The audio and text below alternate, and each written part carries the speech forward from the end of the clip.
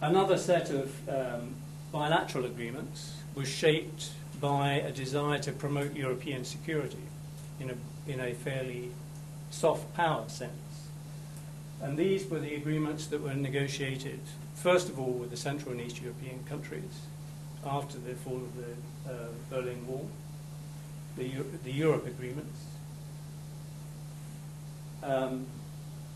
Secondly, the Euromed agreements, the Euromed association agreements that were negotiated from 95 onwards, were really motivated by a desire to promote economic and therefore political stability in the North African, Middle Eastern countries.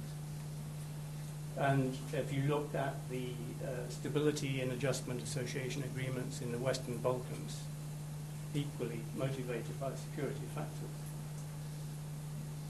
EU, Ukraine, similar security, foreign policy factors. There were some of the FTAs, earlier FTAs, were motivated by commercial factors, but more to neutralize potential trade diversion. And this was really the case, I think, with Mexico. EU-Mexico agreement was to counteract the trade diversionary effects of NAFTA.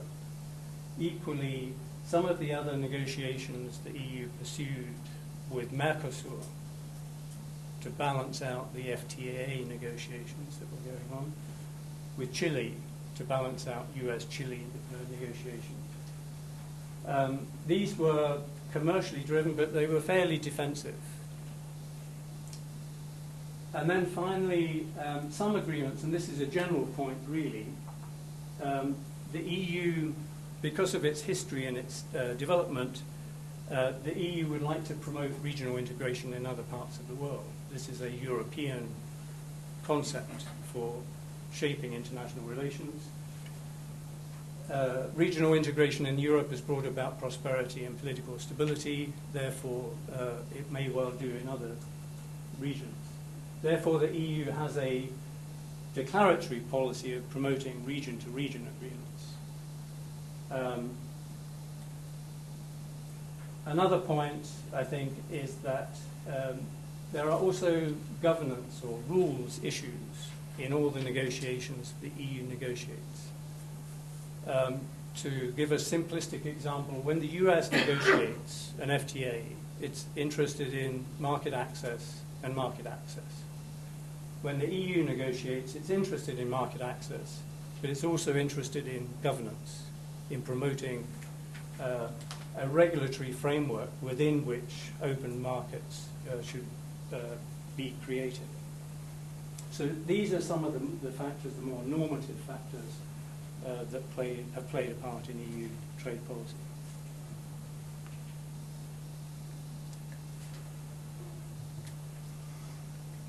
Now, it may seem a bit strange, but I've got this titled "A Shift to Active FTA Policy," and I've been talking about this pyramid of preferences.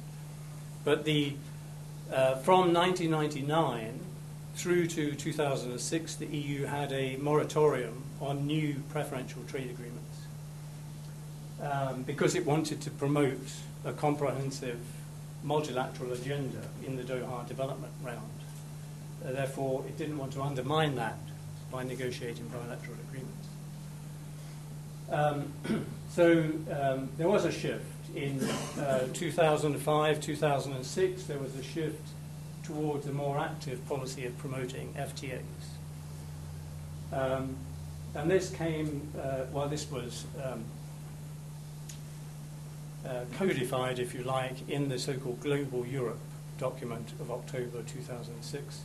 But the shift in policy actually came a bit before that.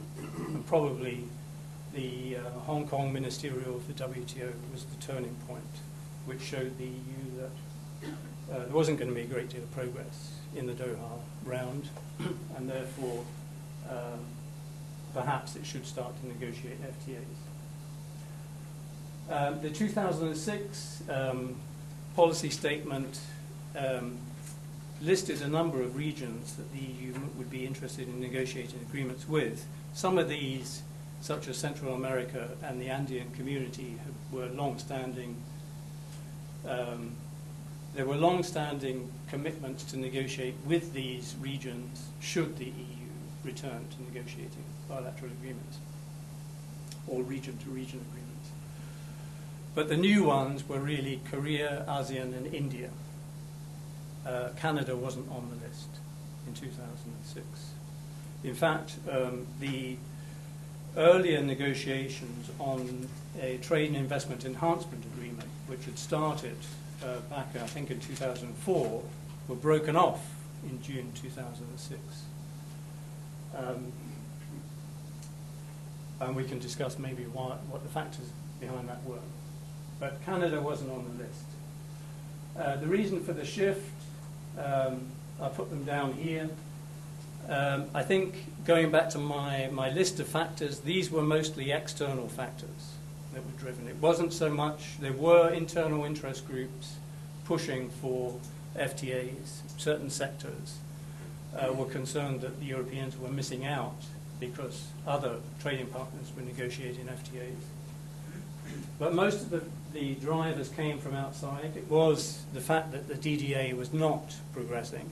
It certainly wasn't the comprehensive agenda the European Union wanted. And even in terms of the conventional market access issues, it was obviously going to be a fairly modest agreement. Second was the fact that the EU's major competitors were negotiating FTAs. The idea of competitive liberalization had been around in the US from the mid-1990s and had been taken up by the Clinton administration, but it wasn't really until 2001, when the Bush administration got Trade Promotion Authority, that the US began an active policy of negotiating FTAs. Likewise, China was engaged in the ASEAN +3 negotiations from around 2000. And Japan, which had never really engaged in preferential trade agreements at all, also shifted around this time. So the EU was holding out for a multilateral outcome when all the others appeared to be moving towards FTAs. That was the way it was perceived by some people in Brussels. And the third point was a desire to strengthen commercial presence in important emerging markets. Now, the EU had had these preferential agreements before, but they were with the ACP, which together, all ACP countries account for only 4% of European Union trade. They were with North Africa and Middle East, not exactly a growth region. Most of the growth was in Asia, India, and that's where there was an interest in developing stronger links. I put here also to keep things moving, there was an certain internal dynamic among trade negotiators to want to negotiate agreements, and I think that was another factor behind the shift. The status of these various negotiations, I won't spend much time on this, because I want to get on to the Canada-EU. The economic partnership agreements with the ACP states, we have one comprehensive EPA that's been negotiated with CARIFORUM. The others are what are called interim economic partnership agreements. In some cases with ACP regions, but in most cases bilaterally with individual ACP states, which is not quite the way it was intended to work. The idea was to have region-to-region agreements so that through the preferential agreement, Europe could also promote regional integration in East and West Africa, Southern Africa. But that hasn't really been possible.